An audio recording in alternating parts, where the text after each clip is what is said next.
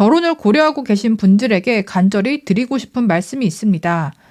지금 이 시대에 결혼을 고민하는 남성이라면 내가 면접자가 아니라 면접관이라는 인식을 반드시 가져야 합니다. 사랑이라는 감정에 취해 중요한 판단을 흐려서는 안 됩니다. 결혼은 단순한 감정의 연장이 아니라 때로는 인생 전체를 뒤흔드는 거대한 선택이 되기도 하기 때문입니다. 현대사회의 결혼제도는 남성에게 결코 유리하지 않습니다. 결혼은 그 자체로도 부담이 크지만 이혼이라는 리스크를 고려하면 단순한 계약을 넘어 남은 인생과 전 재산을 건 도박이나 다름없습니다. 단 한 번의 잘못된 선택으로 인해 나락으로 떨어질 수도 있으며 그 대가는 상상 이상으로 가혹합니다. 결혼 기간이 길어질수록 이혼을 하게 된다면 남자는 집을 잃고 재산이 반토막 나며 퇴직금과 연금까지 나눠 가져야 하는 현실을 맞닥뜨리게 됩니다. 아이가 있다면 그나마 다행이라는 생각이 들지도 모르겠지만 실제로 양육비와 면접 교섭 문제, 법적 분쟁까지 가세하면 더 참담해질 수 있습니다. 그렇기 때문에 결혼은 신중에 신중을 기해야 하고요. 평생의 동업자를 고르는 과정이라는 인식으로 접근해야 합니다. 사랑과 정이 당연히 중요하지만 그것만이 유일한 기준이 되어서는 안 됩니다. 상대방은 나에게 사랑을 줄 수 있는 사람인가? 동시에 예의와 배려를 갖추고 있는가? 정직성, 책임감, 그리고 감사할 줄 아는 마음이 있는가? 나에게 받기만을 원하는가? 아니면 함께 노력하고 나눌 줄 아는 사람인가? 반드시 하나하나 체크해야 합니다. 특히 다음과 같은 것들은 꼭 확인해야 합니다. 자, 첫째, 재정 상태. 마이너스 통장을 가지고 있는지, 신용카드 리볼빙이나 대출을 쓰고 있는지, 혹시 혼수 준비를 카드 장기 할부로 하려고 하는 건 아닌지 반드시 확인해야 합니다. 이런 부분을 숨기거나 축소 설명하는 경우는 기만입니다. 사기와 다를 바 없으며 나중에 감내하게 될 후폭풍은 말로 다 설명할 수 없습니다. 둘째, 가치관과 인생관, 종교, 정치, 자녀 계획, 부모님 부양 문제, 맞벌이 여부와 같은 민감한 주제를 반드시 결혼 전에 꺼내고 대화해야 합니다.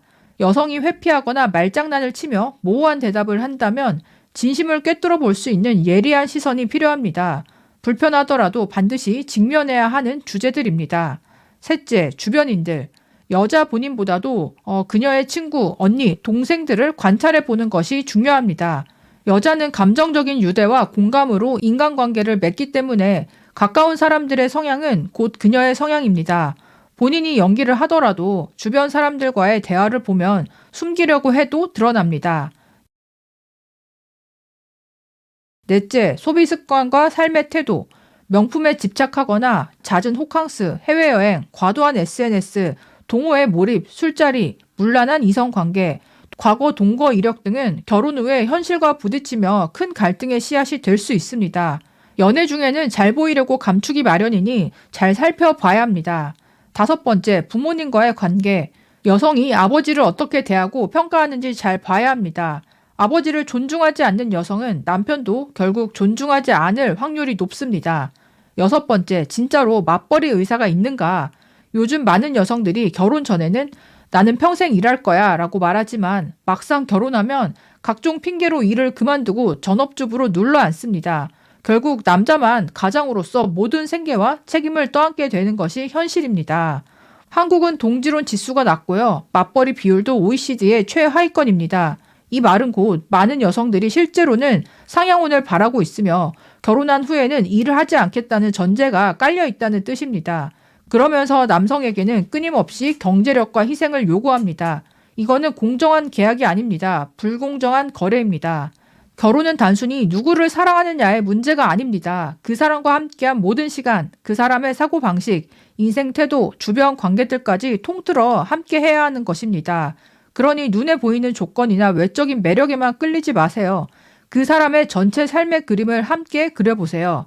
결혼은 인생에서 가장 큰 결정 중에 하나입니다. 눈물 나는 사랑 이야기로 시작되었더라도요. 현실 앞에서는 계약서 한 장, 재산 분할 한 줄, 아이 양육권 한 조항이 모든 것을 갈라놓을 수 있습니다. 제발 결혼 전에는 냉정해지시기를 바랍니다.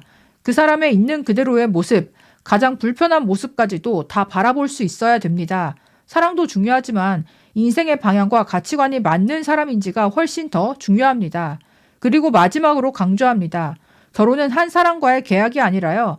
그 사람의 가족, 인생, 태도, 가치관, 신념 전체와 맺는 계약입니다.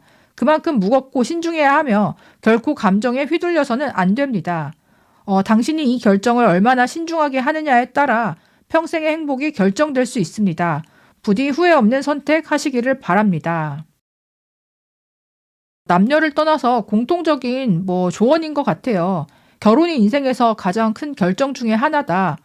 당연한 말씀이고, 원가족, 부모, 형제는 내가 선택할 수 없지만, 배우자는 유일하게 내가 선택할 수 있는 가족이잖아요. 그런데 그저 이제 감정적인 열정만으로 결혼을 결심한다거나 아니면 상대방의 어떤 단점이나 결혼 후에 내가 감당하게 될 후폭풍이 어느 정도 보이는데도 그저 내가 이제 책임져야 할 사람이니까 어쩔 수 없다, 감당해야 된다, 이런 마음으로 결혼을 했던 경우에 결국은 이제 결혼 생활이 망가지게 되거나 또 요즘에는 이혼도 많이 하시잖아요.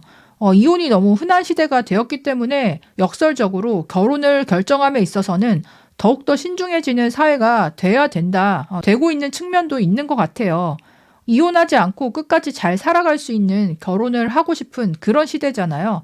상대를 볼 때 단순히 어떤 외모적인 매력이나 이런 것보다는 어떤 가치관을 가지고 있고 내가 어떤 인생을 살고 싶은지 가치관과 방향성이 명확해야 되고요. 나와 비슷한 그거를 가지고 있는 사람 만나는 게 가장 좋은 선택이라고 보고요. 누가 그러더라고요. 결혼 생활은 조별 과제를 영원히 하는 거다. 그러다 보니까 이 본문에서도 동업자를 구한다는 생각으로 그 사람을 한번 검토해 봐라. 물론 이 검토라는 게 나만 상대를 검토하는 게 아니고 상대도 나를 검토하는 거고 또 나도 나 자신을 검토할 필요가 있겠죠. 인생의 동업자다. 어려운 일을 헤쳐나갈 수 있는 사람인지 자질을 확인하는 건 정말 중요하고요. 또 지금까지 한국 남자분들이 좀 일방적으로 여자를 책임져야 되는 존재, 그렇게 생각하는 분들도 있다 보니까 그렇게 결혼 생활을 하면서 너무 힘들어하거나 결국은 이혼하게 되는 그런 이제 선배 유부남들의 사례를 보면서 지금 좀 분위기가 달라진 측면도 분명히 있는 것 같아요.